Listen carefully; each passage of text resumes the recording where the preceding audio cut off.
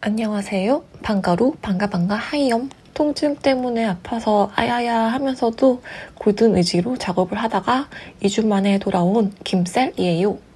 매일 아프다 보니 아프다고 말하는 영상만 올리다가 오랜만에 본업인 그림 영상도 한번 투척해봅니다. 지금 저는 마약성 진통제 펜타닐은 올해부터 끊었고 펜타닐 대신 다른 마약성 진통제를 다양하게 먹고 있어요. 펜타닐은 다른 어떤 마약성 진통제보다 아주 강력하게 금단 현상이 생기는 위험하고도 강한 마약이에요. 몰핀보다 100배로 강력해서 말기암 환자를 위한 마약성 진통제라고 알려져 있어요. 하지만 앞으로 오랫동안 일상생활을 해야 하는 대부분의 사람들이 이 펜타닐을 잘못 먹으면 금단 현상이 너무 심해서 약을 끊는 게 아주 어려워지고 일상이 불가능할 정도로 24시간 고통에 몸부림을 쳐야 해요. 펜타닐 금단 현상으로 인한 고통은 그 어떤 다른 진통제들도 전부 효과가 없기 때문에 펜타닐 금단 현상의 고통을 없애려면 오로지 펜타닐의 용량을 늘리는 방법밖에 없기 때문에 고통을 참지 못해 펜타닐을 끊지 못하고 평생 먹을 수밖에 없게 돼요. 그러다가 시간이 지나 섭취 용량이 너무 많아지면 생명까지 위협하는 답도 없는 무서운 마약이에요. 하지만 말기암이 아니더라도 펜타닐 말고 다른 진통제들이 듣지 않을 정도로 심한 통증이 있을 땐 어쩔 수 없이 꼭 써야 해요. 통증을 참는 건 우리 몸에 아무런 도움이 안 되는 행동이니까요. 제가 처음 펜타닐을 접하게 된 계기는 뼈저리가 오면서 그때 요추에 통증이 생겼을 때예요. 뼈저리 통증은 정말 무시무시하기 때문에 입원 중엔 몰핀 주사를 계속 맞고 있었지만 몰핀은 알약 형태로는 존재하지 않아서 퇴원을 하면서 펜타닐 설화정을 처방받았어요. 이후 방사선으로 통증 치료를 해서 통증이 멎을 때까지 펜타닐 설화정을 계속 먹었어요. 하지만 그땐 단기간만 섭취해서 그런지 금단 현상을 겪진 않았어요. 펜타닐 설화정만 대략 한 달 정도 복용을 했었는데 금단 증상에 의한 통증은 전혀 없었어요.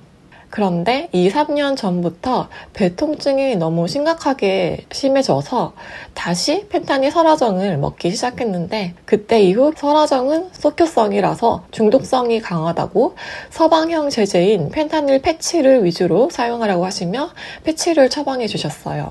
하지만 제가 직접 겪어본 바로는 설화정이 패치보다 딱히 훨씬 더 중독의 위험이 큰 건 아닌 것 같았어요. 이 펜타닐 패치를 매일 붙이고 살다 보니까 나중엔 이 패치를 몇 시간만 안 붙여도 엄청난 금단 통증이 생겼어요. 이 금단 현상이라 함은 갈망 현상이 다가 아니라 금단 통증이 더 심각한 문제라는 걸 그때 몸소 깨달았어요. 통증이 있는 환자는 중독이 되지 않는다 이런 말도 있었는데 그렇지 않았어요. 속효성인 설화정이 패치보다 더 중독성이 강하다는 말도 저는 아닌 것 같았어요. 설화정과 패치는 똑같이 중독성의 위험이 컸고 저는 그렇게 2년이 넘게 금단 통증으로 24시간 종일 괴로워서 일상생활이 힘들어졌어요. 펜타닐은 계속 같은 용량을 섭취하면 내성이 생겨서 점점 더 많은 용량을 섭취해야 진통 효과가 생겨요. 하지만 그렇다고 계속 용량을 늘리면 중독이 돼서 헤어나오지 못하게 돼요. 그래서 웬만하면 금단 증상이 생기기 전에 단시간 동안만 사용하고 끊어버리는 게 좋아요. 하지만 극심한 통증이 끝없이 계속된다면 슬프지만 어쩔 수 없이 펜타닐을 계속 써야 돼요. 처음 펜타닐 패치를 처방받았을 땐 이 펜타닐이 고통스러운 통증을 만드는 약인지 전혀 몰랐어요.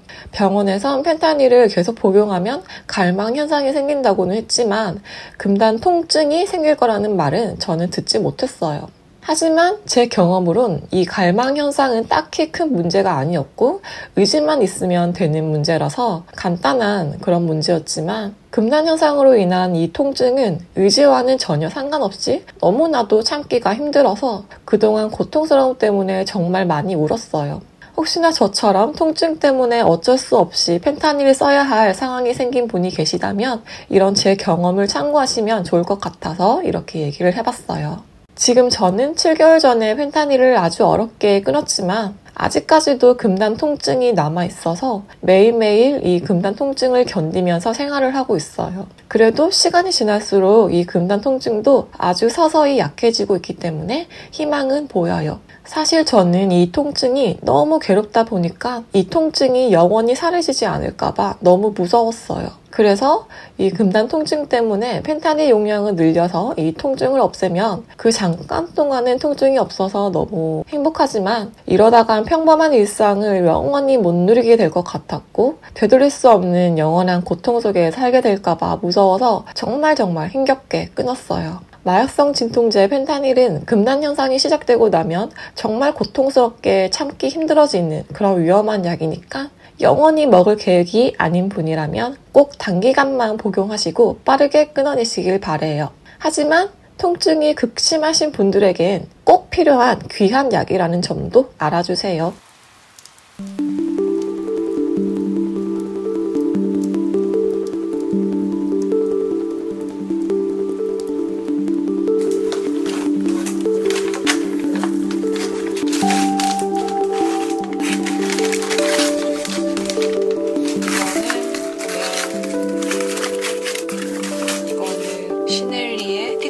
화이트. 이거는 좀 비싼 버전이고 이것도 시넬리에 화이트인데 이건 약간 저렴이에요.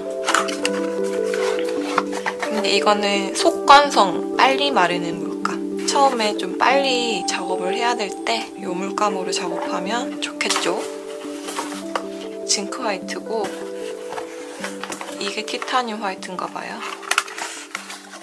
징크 같은 경우에는 다른 물감이랑 부드럽게 잘 섞이는 화이트고 티타늄 화이트는 화이트 안료 농도가 높아서 물감을 조금만 써도 흰색이 확 올라온 종류의 화이트가 티타늄 화이트예요.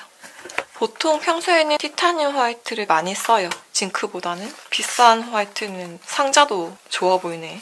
우와, 아이, 뭐지? 왜 안 열려? 이게 왜 안 열렸을까? 봅시다. 짜잔짠짠짠. 짠짠짠짠짠. 큰맘 먹고 산 시넬리에 화이트.